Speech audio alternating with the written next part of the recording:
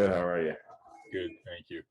So we're just talking to Fave, and he was mentioning how even though he was here for 8, 9 years in a row or whatever, how just being gone for one season has like kind of thrown him off out of certain habits that he needs to like kind of be optimized within the system.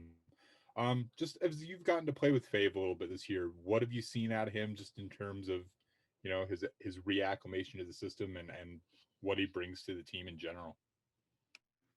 Well, I think Fave has been one of the X factors, along with multiple other players that have allowed us to be as good as we are this year. He's a guy that is so easygoing. No ego, just comes in and works every day. And as far as him reacclimating himself, it didn't take him very long. There's a few twists and turns that coach throws in there throughout a season, but he catches on to things really quickly. And what he brings to our team is just invaluable. His ability to play on the defensive end and rebound and really take assignments and know that we can just rely on him on that end. And offensively, his hands are amazing, the way he can catch the ball and finish in the paint around everybody. So he's just been a real treat to be playing alongside. Andy Larson, Salt Lake Tribune. Mike, I never got a chance to ask you about the hamstring injury and kind of, what happened when you pulled it and kind of how it reacted over the course of the injury. It was when it happened, it was just like it felt tight, and when I think I got a steal and laid it up, and I played the next 5 or 6 minutes of the Charlotte game and came out, and I just wanted to get it stretched. So I was like, man, I just need to get my hamstring stretched a little bit. And as soon as I said hamstring, they just took me out the game, and so that was the last time I saw the court. But over the next couple of days, it was very, very, very mild. It was not bad at all. It was sore here and there, but just took some time, took a week or so to really work on strengthening and other parts of my body to try to help equal out the tension down there. And we did a pretty good job, and still working and feeling good. Is it better than last year's injury on, I know it's the other leg.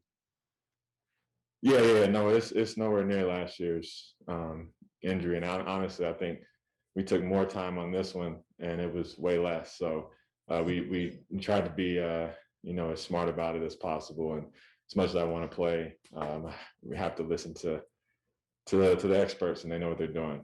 Thanks. Ryan Miller, KSL.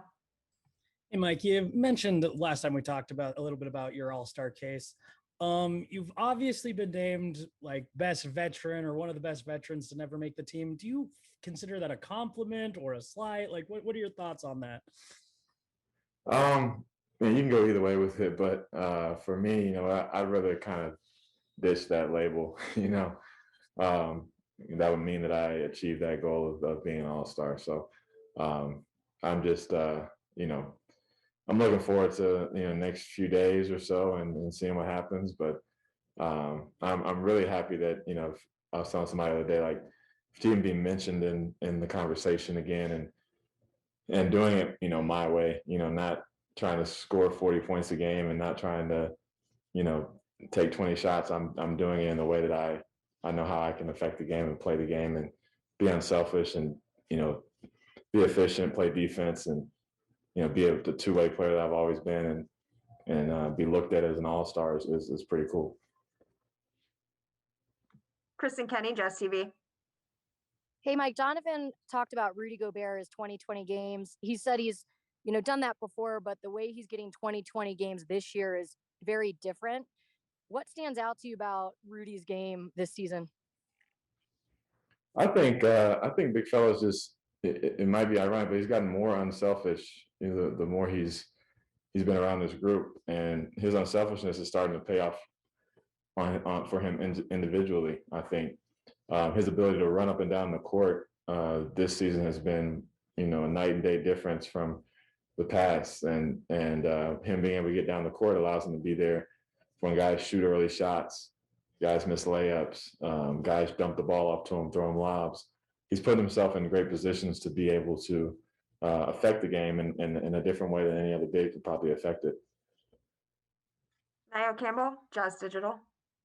I don't know if we ever really talked about this, but it seems like there might be a little off the court rivalry going on between you and Fave in terms of who's the better gift giver. You gave out PS5s and he gave out Go Yard wallets. Who do you think gives out better gifts on the team?